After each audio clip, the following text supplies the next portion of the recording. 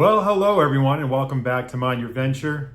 Well, I think I went ahead and broke some people's hearts and got some people upset, all because I decided to trade in some silver for some gold.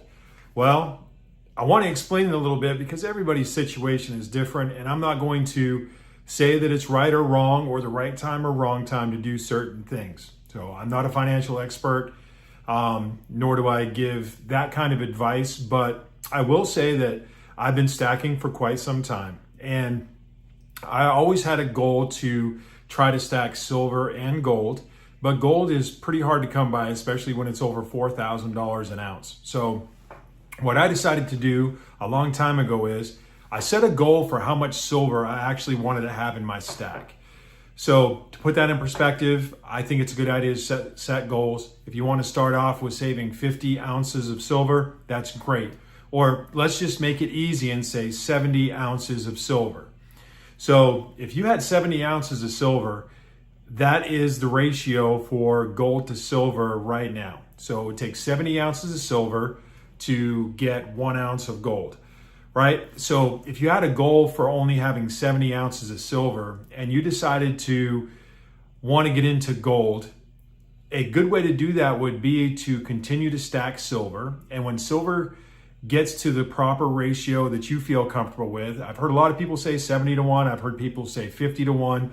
There's people out there that say they won't trade any of their silver unless it's 7 to 1. But, everybody has their thing. And, 70 to 1 for me was what I decided to do a long time ago. So when I reached my personal goal on what I wanted for silver in my stack, I continued to stack silver every single week. When I reached a certain point, I already had all the silver that I had for gold to have in my stack. I began to stack silver for the sole purpose of trading it for gold. So to put it in perspective, silver, once you have so much of it, it does get pretty heavy, and it is difficult if you need to do a quick move or if you need to leave the country for whatever reason or whatever you were trying to do, trying to take all that silver. Typically or basically, trading 70 to 1 is it's around pounds of silver for 1 ounce of gold. So that's a lot of that's a lot of weight when you put that in consideration when you have that much silver, right? So when I made the decision to do this, I purchased silver, and the silver that I used for this trade, and it's not necessarily a trade. I say trade loosely because you're really not trading. You're not going into the store and you're not taking your silver and trading it evenly for gold. Most shops will buy your silver from you. So whatever they're purchasing silver for at that time, which is usually back a spot, maybe a little bit more than spot, depending on what you have for your precious metal. Typically when you go in with generic rounds like this here, you're going to go in and you're going to get back of spot for something like this most of the time. But when you turn around and you go in there with one of these, an American Silver Eagle, you can typically get more over spot, usually for this. So you can get a couple dollars over spot for this because they sell it for over spot. And a lot of times they sell the generic rounds for over spot as well. But sometimes you can get a really good deal on those and they're just barely over spot. So the coin shop needs to make money, so that's how they do it. So they'll buy your silver from you, and then most of the time they will sell you the gold at the marked up price that they have to put on there for the gold.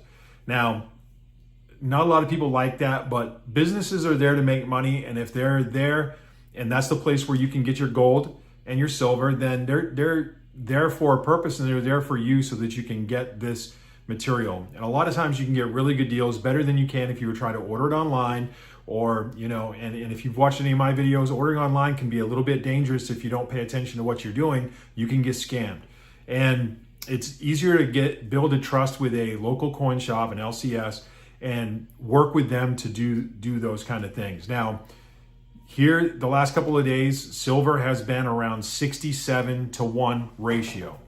Now, I know, because I've been doing this a while, I know that if I was to take my silver in, I'm not going to get 67 ounces and give it to them and them give me an ounce of gold. I knew that was not going to be the case, but my 70-1 ratio still remained the same.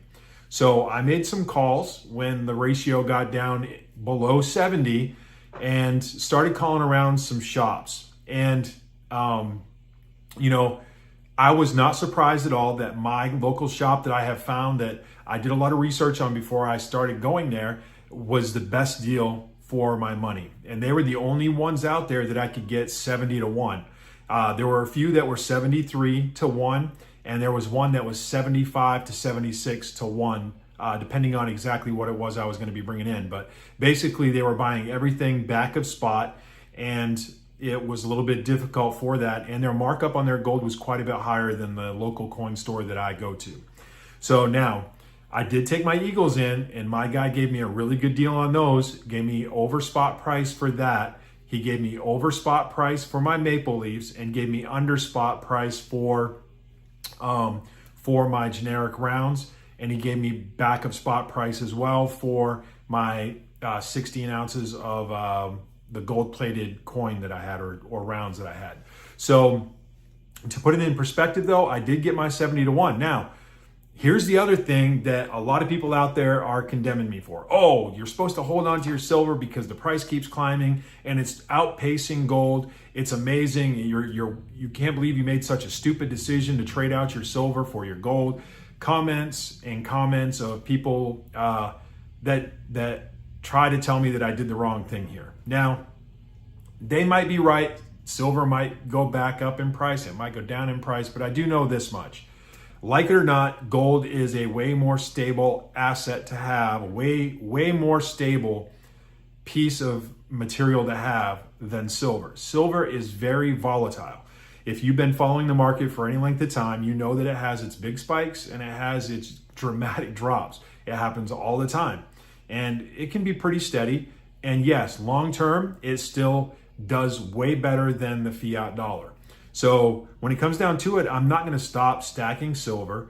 All I wanted to do, and I made a goal to when I got a certain amount of silver, I would trade out a certain amount of my silver at a 70-1 ratio. It hit my 70-1 for the first time in a very, very long time. And I decided to go ahead and make that trade because it's a goal that I had set for myself.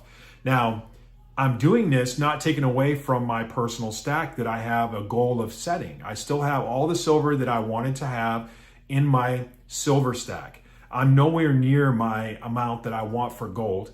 And in the short term, that's how I'm doing it. I'm purchasing my silver every single week until the ratio is where it needs to be for me to make my trade for gold. That's what I'm doing. Everybody does different things, and there's different scenarios for every person out there.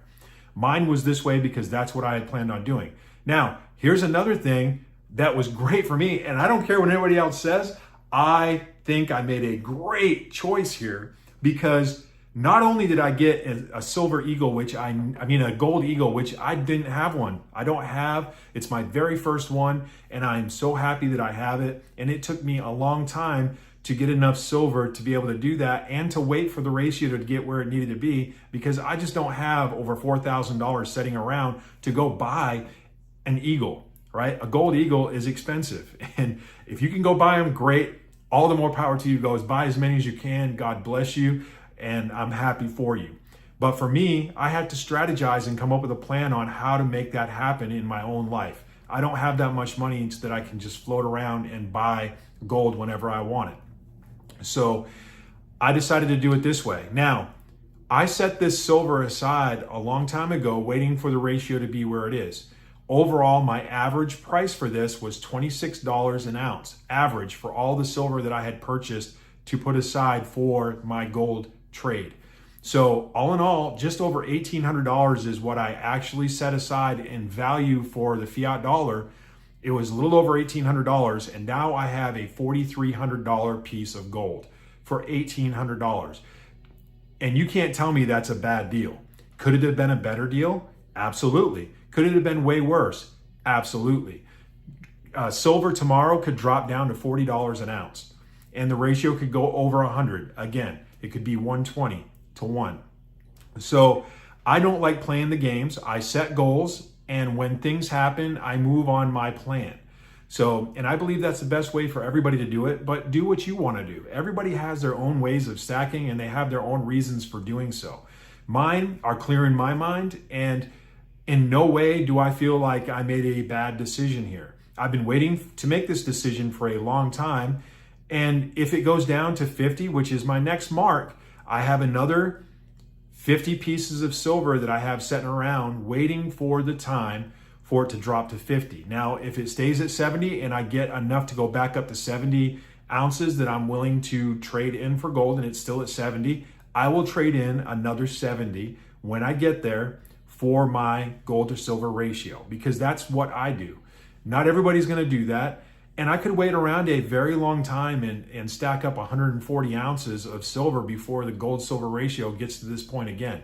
It's been a long time and it's been a journey, and I finally have my first 1 ounce gold eagle, and I'm happy to have it.